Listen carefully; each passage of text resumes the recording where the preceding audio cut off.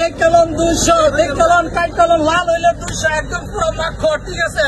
মাথার উপরে একদম বাড়িতে যাইবেন, ইফতার করবেন, একবারে মধু হইব, মধু করে মধু, একদম মধু পুরাই মধু, একদম ব্রাহ্মণবাড়িয়া সালাম ওই বের করবো, এটা একদম মাখন মধু করে মধু দেখলাম, একদম দেখলাম একদম মধু। এটা কারেন্ট দেয় লাল নেই, কারেন্ট দেয় লাল নেই, সাদা হইলে অবশ্যই সাদা হইলে পয়সা না, একদম লাল হইলে পয়সা দিবেন। আচ্ছা লাল হইলে আমার, সাদা হইলে লাল হইলে আপনার, সাদা হইলে আমার। আচ্ছা ঠিক আছে, ঠিক আছে, কাটতেছি আমি। লাল হইলে টাকা দিবেন তো? লাল হইলে তো লাল হইলে একদম 500, লাল হইলে 500, লাল হইলে 500, সাদা হইলে ঠিক আছে।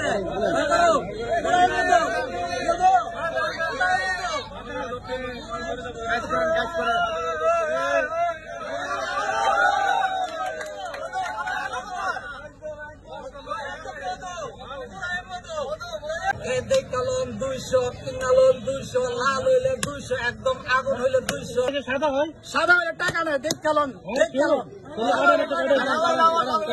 সাদা হইলে আমার, লাল হইলে আপনার। কাটবো? দেখলাম দেখলাম আমি টাকা দিতেছি। অনেকের তো একদম আগুন পুরাই গাছের মতো বৃষ্টি হইব, মধুর মতো যাবো,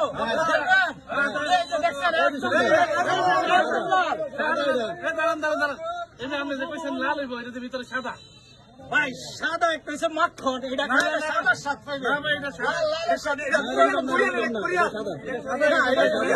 এটা একদম অর্ডার দেন, পরিপক্ক তরমুজটা কিভাবে চিনবেন বাহির করে? প্রথমে আপনার তরমুজ সাজানোর পর দেখবেন যে তরমুজটা পরিপক্ক, তার ওজনটা কিন্তু একটু বেশি হবে, স্বাভাবিক তুলনায় একটু বেশি মনে হবে পরিপক্ক তরমুজ। তাছাড়াও তরমুজের পিছনের যে অংশ আছে, যেখানে ফুল ছিল সেই ফুটার অংশটা যদি ছোট হবে, তাহলে আপনারা ধরে নেবেন তরমুজটা মূলত পরিপক্ক একটা তরমুজ। আর যে তরমুজের ফুলের বা মুচার অংশ অনেক বড়, সেটা মনে করবেন পরিপক্ক, আর সেই তরমুজটা সাদা হবে। তো আপনারা তরমুজ কেনার সময় অবশ্যই পিছনের যে অংশটা দেখবেন, যেটা ছোট সেটা হচ্ছে পরিপক্ক, আর যেটা বড় সেটা হচ্ছে মানে পরিপক্ক না, সেটা সাদা হবে। উপর অংশটা আপনারা দেখবেন, এই যে উপর অংশটা হলুদ বর্ণের হবে পরিপক্ক তরমুজের, আর যে ফাটা ফাটা দাগগুলো আছে, মানে মনে হচ্ছে অনেকদিন ধরে বৃষ্টি হচ্ছে না, মাটি যখন ফেটে যায় এরকম ফেটে যাবে এবং হলুদ বর্ণের হবে, সেই তরমুজটা কিন্তু পরিপক্ক। আমরা ভিডিওতে তুলে ধরার চেষ্টা করেছি তরমুজ কিভাবে ক্রয় করবেন, ক্রয় করলে ঠকবেন না, লাল হবে, পরিপুক্ত হবে বা তরমুজ মিষ্টি হবে, আপনাদেরকে টিপস দেওয়া হয়েছে। আশা করি শেয়ার দিয়ে অন্যদেরকে দেখার সুযোগ করে দেবেন। ভিডিওটি ভালো